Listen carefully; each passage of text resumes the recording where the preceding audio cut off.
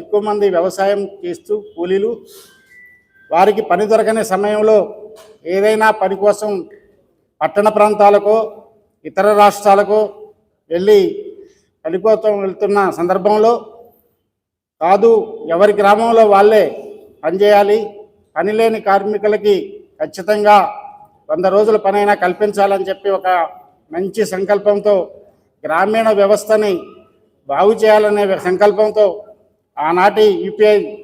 chairperson Sonia Gandhi గారి ఆధ్వర్యంలో మన్మోహన్ సింగ్ ప్రధానమంత్రిగా ఉన్నప్పుడు ఈ చట్టాన్ని తీసుకొచ్చి ఆనాటి నుండి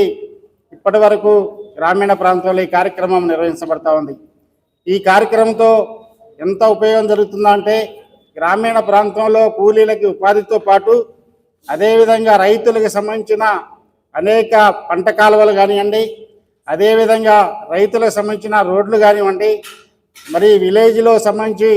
మురికి కాలువలు కానివ్వండి, అదేవిధంగా అనేక కార్యక్రమాలకి ఇవాళ మనం చూసినట్టయితే అక్కడ మరి శ్మశాన వాటికలు కానీ రైతు వేదికలు కానీ ఇవన్నీ కూడా గ్రామీణ ప్రాంతంలో ఉపయోగపడే అనేక కార్యక్రమాలని ఈ పథకం ద్వారా గత కొన్ని సంవత్సరాలుగా తీసుకొస్తున్న సందర్భంలో ఇప్పుడు